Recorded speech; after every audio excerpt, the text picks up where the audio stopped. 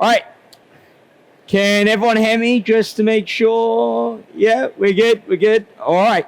I'm Nelson. I'm like Nelson Mandela Nelson. I'm one of the founders and CEO at HowNow. If you want to find out more about who we are, for a moment, look to your left. That's where we are. So our team are there waving at you. If you want to find out more, they'll be more than happy to tell you. So I want to start off today by telling you the tale of two companies. Who here is familiar with the Arcadian Group? Yeah. So the Arcadian Group were a 118-year-old beast of a company that in 2020, they were already struggling. But in 2020, they went into administration. Prior to that, there were a lot of new brands coming into the space with far slicker digital operations than the Arcadian Group could handle. Then in 2020, COVID-19 happened. If you haven't heard already, it was unprecedented. So much so, I've never heard the word unprecedented used so much. It was unprecedented how much it was used. And that was the final nail in the Arcadian Group's coffin. And they went into administration. But in the same year, a 20-year-old company called ASOS quadrupled their profits, increased their customers by almost 30 million, and also bought some of the dying brands from the Arcadian Group. That story there of a new winner and a new loser is just one of the many stories that are out there. And at the rate at which the world is changing, we're going to start seeing lots more new winners and new losers. The question is, why is this happening? Oh. Now, the reason is we're living in an era of exponential change. Not linear, it's not doubling, it's not tripling consistently, it's exponential change. We should be a lot more familiar with that term now since the pandemic. But there's something called exponential growth bias, which is we have a tendency to underestimate anything that's exponential. So if you're one of those people in the early days of the pandemic who thought, this is never going to spread, we're never going to need to wear a mask, the whole world is never going to go into lockdown, then that's what you call exponential growth bias. It's also, if you're ever one of those people who don't put money into a savings account, or you don't believe in putting money into your pension, you say, this is never going to grow exponentially. That's a tendency called exponential growth bias. Many of us have it. And that's what a lot of organizations do. What they don't realize is in an era of exponential change, your traditional competitive advantage means nothing.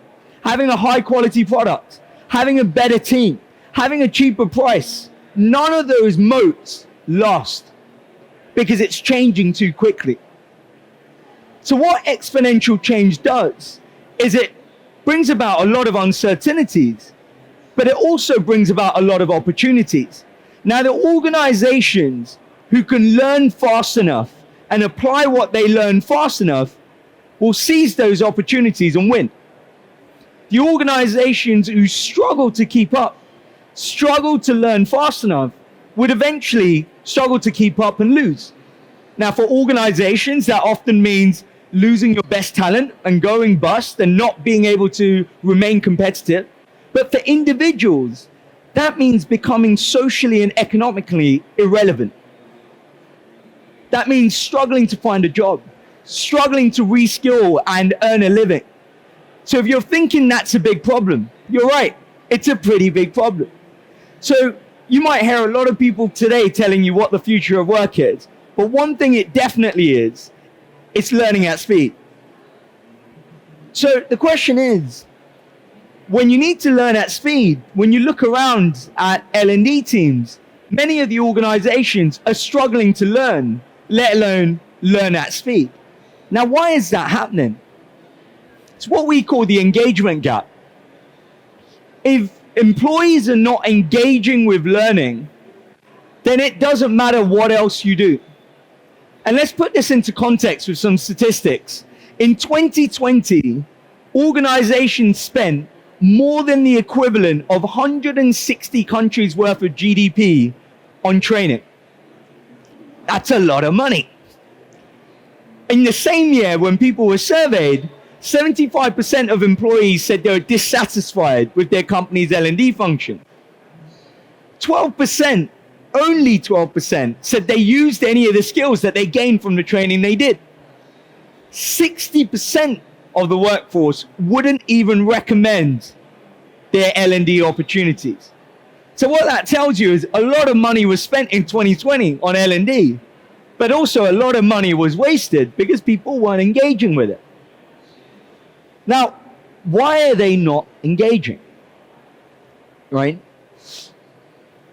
This is where the current approach isn't obviously working. Right? And so we need to close this engagement gap. And to do that, we need a whole new learning experience that's essentially designed to drive a performance-driven learning culture. Now, what do I mean by that? Let's think about a few other learning cultures. Many companies you'll see have a compliance-driven learning culture. Now, the best way to know if you have a compliance-driven learning culture is ask someone in the organization, what comes to your mind when I say L&D? And if they say, oh, they're the people who chase me to get something done when the deadline's coming up, and that's the only anecdotal story they can share with you, then it's quite certain you have a compliance-driven learning culture. Now, if you are in an organization with a compliance-driven learning culture, and you're ever doubting, does L&D have a seat at the table? Let me clear that doubt for you. You definitely don't. Because the way you're proving your value in that organization is by ticking that box and saying, I've earned my money because everyone is compliant. Then you get process-driven learning cultures. Now, this is a bit more than compliance-driven learning cultures. This is where you get extra training when there's a new process. You know, you've launched a new tool and you need to educate people around it. Something in the company is changing. So this is slightly better, but the problem is the necessity of the learning is not decided by the employee or the managers.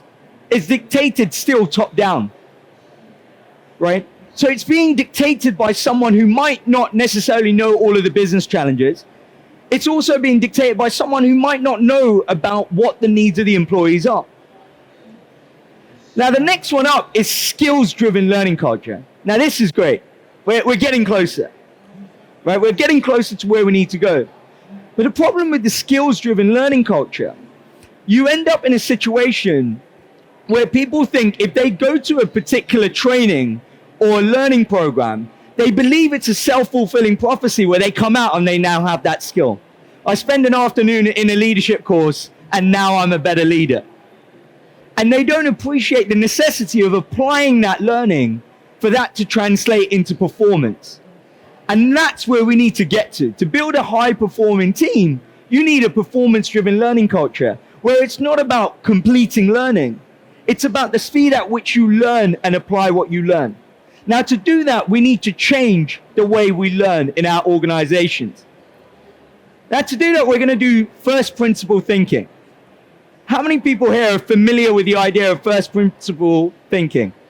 Put your hand up if you, no problem. So I'm going to tell you a little story to illustrate it. So Elon Musk, before he decided to spend billions on Twitter, he was looking to buy a rocket for SpaceX. And so when he went around shopping around for a rocket, he found out rockets are quite expensive. Even for a guy who's willing to spend 44 billion on Twitter, rockets that you can only use once is quite expensive. So what Elon Musk did was he looked at this problem and thought, let me break it down to the first principles. Now, first principles are when you boil down a problem to the absolute basic building blocks, where you're not building on top of assumptions, right? So when he broke down the rocket, he realized, well, basically, most of a rocket is built out of commodities and materials that you could buy on the commodities market. So what Elon Musk did was, for a fraction of the cost, so 1/10 of the cost, he built the materials in the commodities market and built his own rocket. At the time when he was doing it, people thought he was crazy. Who's laughing now? So what we're going to do is, what would Elon Musk do if he was an L&D professional and he used first principle thinking to build a whole new learning experience? So we're going to boil it down to fundamental principles and build L&D back up with our North Star being driving an employee's performance. Are we ready? Let's do this. So the first one, once this decides to change, there we go. Now, the first principle to break it down into. Now, I'll ask you guys a question. When was the last time you learned something that had an impact on your career? I want you to take a moment to think about it. It's the last time you learned something that you applied and it had an impact on your career. All right, now I want you to put your hand up if you learned that thing from reading a book. Okay? If you learned that thing from listening to a podcast. Okay? If you learned that thing from speaking to a colleague or a friend. Okay. If you learned that thing from doing an e-learning course. Okay. It's amazing. Majority, no. And that kind of goes back to where we're at. There's two realizations there. One is, although most of the L&D budget goes on e-learning courses and content libraries, in fact, most of the learning isn't spent on e-learning courses. Yet why do we spend most of our money on something that doesn't drive most of the learning? That is a classic example of the opposite of first principle thinking, which is called reason by analogy. So what you do is, everyone else is buying a content library. And you know what? There's a big stand of a content library. I'm going to buy one too. Rather than going back to first principles and thinking, what are we trying to solve? We've just realized from here, people are learning from a lot more than e-learning courses. They're using books, podcasts, blogs. They're speaking to colleagues. And so it's no longer about static libraries. It's about a dynamic learning ecosystem that brings together your content, your people, your skills from inside and outside of the organization together. And L&D, their role in this is the equivalent of the conductor of an orchestra. They're bringing all of this together to make it easier for the employee. So that's the first thing we need to shift to be able to build a high performance-driven learning culture. The second one is changing the culture of how we learn. Now, put your hand up if you recently, in the last 3 months, you left the company you were working for. Oh, not many, given the great resignation. I mean, what about in the last 6 months? Last 12 months? Wow, okay. Now, the problem is many companies, because they're dependent on top-down learning, often the learning agenda is dictated by a few people, like I mentioned earlier, who don't necessarily know about all of the business challenges and needs of the employees. Now, what the byproduct of that is you're not tapping into the collective intelligence of your organization. Now, let's see how that plays out. Imagine right now all of these incredible experts you have in your organization, right? They've got all of this good stuff locked up in their brain. When they leave your company, they take all of that good stuff with them. So you essentially have a leaky bucket problem, right? In today's day and age, no company can afford to relearn the things that they once knew. No company. We just about have enough time to learn the things we need to learn with how fast things are changing. So companies need to learn to plug that leaky bucket. To do that, we need to shift to a more social and collaborative learning experience where we're empowering our experts in our organization to easily share with others within the organization. Now, this accelerates the speed at which we learn, because not only are we building on what we learn, we're building on the sum of what our organization is learning. And that's what you call compound learning. And that compound learning, much like a savings or a pensions account, accelerates over a period of time.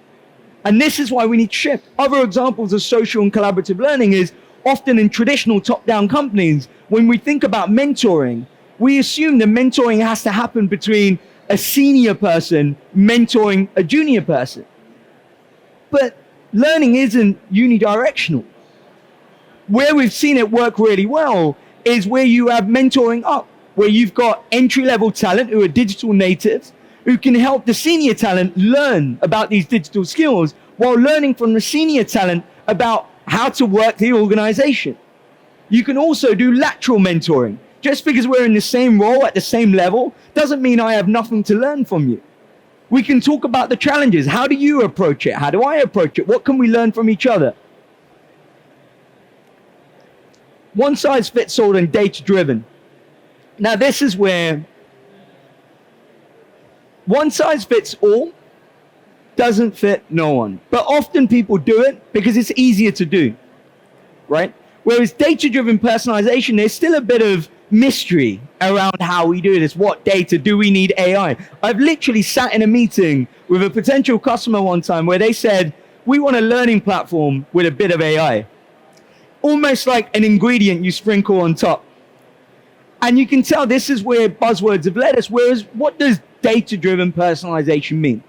Firstly, let's ask ourselves, what data do we have access to in the organization? We have career data. I know what jobs you've done before this and at what level of experience you've done it. Using market data, we can make an inference that actually, if you've been a salesperson for the last 5 years using Salesforce, the chances are you don't need to do a beginner's course on Salesforce. We can use that career data to make that inference. We can measure skills. What skills do you have and you don't have? And we'll come to this shortly. But we can also look at behavioral insights. For example, if you're trying to tackle burnout in your organization, it might be worth looking at the data to see who's sending out emails after hours, who's messaging on Teams or Slack after hours, and then using that behavioral data to segment that group of people and then pushing relevant learning to them, rather than sending it out to everyone. Again, you can use performance data. If you're trying to reduce your sales cycle from 12 months to 6 months, why don't you just segment the people who keep going over the sales cycle rather than sending everyone off on a generic sales course? And that's how you can use data that already exists within your organization. The chances are that different business stakeholders already have this data. You just need to go talk to them. Ask your head of sales, ask your head of marketing, right? Ask the different people who have access to this data. Great way of getting to know people in your company too. Fourth principle is passive learning. Now, a lot of what L&D offer today is delivered through passive synchronous learning. Not because it's the most effective way to learn, because it's the most effective way for them to teach. Right now, what we're doing might not be a great learning experience for you, but it's the easiest way for me to distribute what I'm trying to say. And that's why we end up with Sage on Stage. And when the pandemic kicked in, all people did were, whatever they were doing in a classroom, they literally replicated it online. The other day, I was speaking to someone who said they used to do a 6-hour session in person. They now do those 6 hours on Zoom.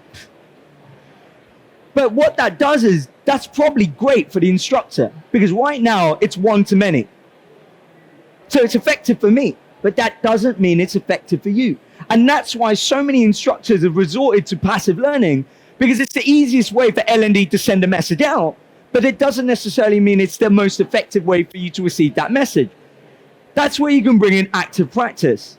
Now, the difference here is passive learning helps you gain knowledge, but it's active practice that helps you apply that knowledge and turn it into a skill. We want people to build skills, because when they apply that skill in the right moment, it translates into performance. So how do we do that? We do that by only using synchronous learning, not as a default, but intentionally. So let's play this out. Rather than me doing this, what I could do is, if we were part of an organization, I can send you some material beforehand. Do this at your own time. And then let's use the synchronous session we have to practice, to challenge each other, give feedback, actually apply what we've learned. It's a far better use of synchronous time than it is for you to sit there listening to me like this, which is what most of L&D is.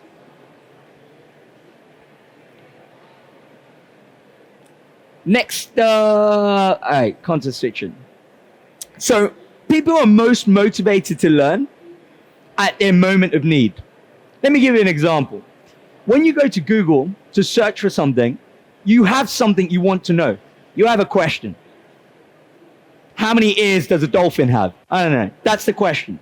So you quickly go to Google, and you search for it. Now, in that moment, you have a moment of need. You're more likely to engage, retain, and apply because you're motivated by that moment of need. Now, most of the learning experiences we get in an organization are not delivered at the moment of need. They're delivered at the convenience of the L&D schedule. I have a whole day free here. I'm going to get you guys here. Whether it's relevant or not, whether you can apply it or not, you'll come into this classroom training.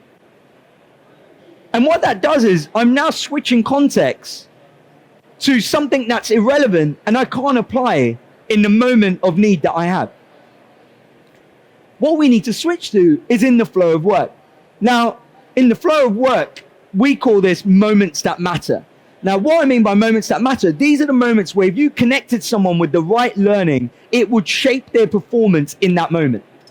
So I'm on a phone call to a potential customer. They've asked me a question. I don't know how to answer it. If you could give me knowledge in that moment that matters, that could shape my performance. Or a macro moment that matters is I've just been promoted as a first-time manager and I'm about to run my first one-to-one.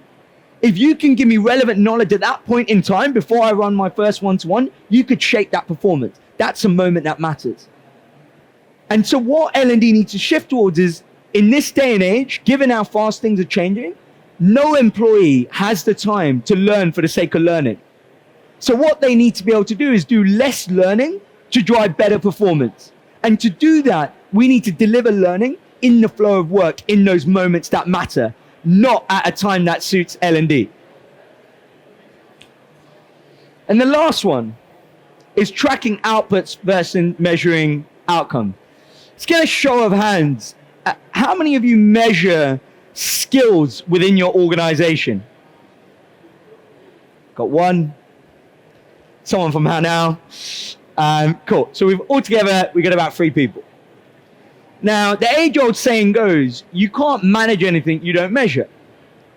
We're all here trying to upskill, reskill people, yet none of us are measuring the skills. So A, how do you know what skills gaps you need to close? B, how do you know if you're closing those skills or not if you're not measuring it? Right? So the first step has to be measuring what skills you do have and you don't have. So you can start to target your effort towards closing those skills gaps and then seeing what works. And if it doesn't work, you scrap it without scaling it out to everyone. If it is moving the needle and starting to close that gap. So tracking outputs is like tracking completion rates, time spent learning. Right? We do that because it's easy to do. Your bog standard LMS will do that for you. You can do it yourself, right?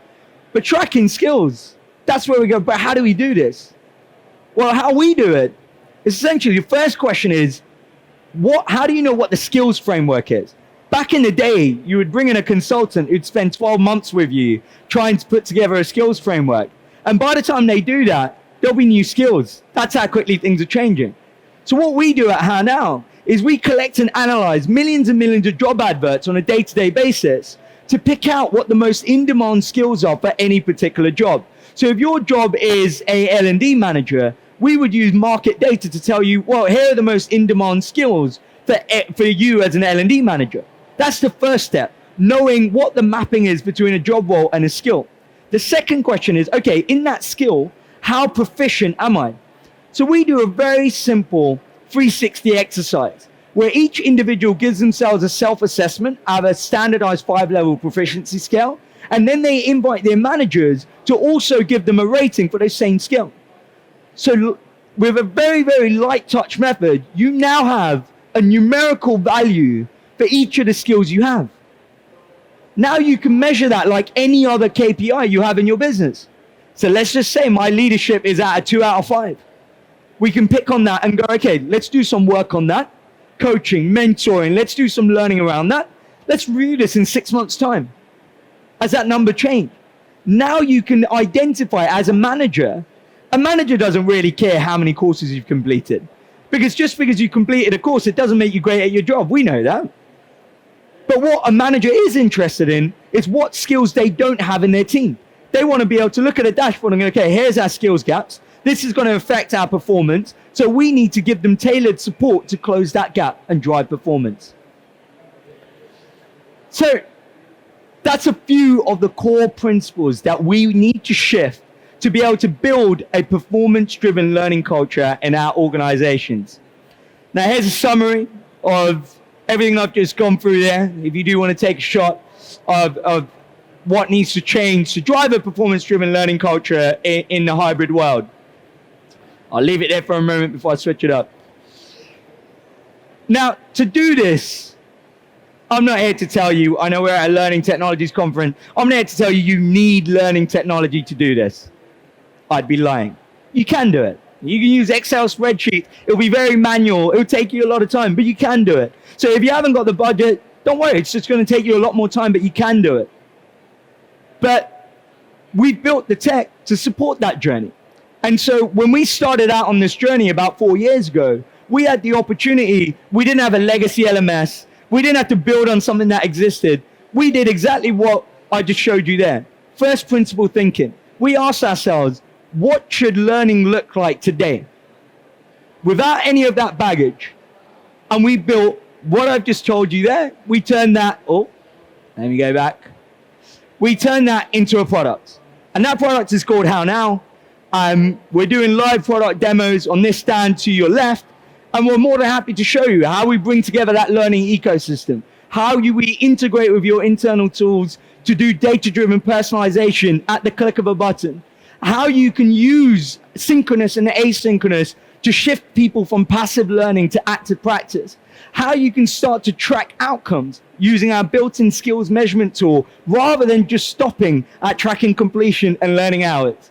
And so if you'd like to see how technology can help you build a high-performing workforce in a hybrid world, do come over and say hi. But otherwise, you've been absolutely amazing. Thank you very much for your time. Thank you.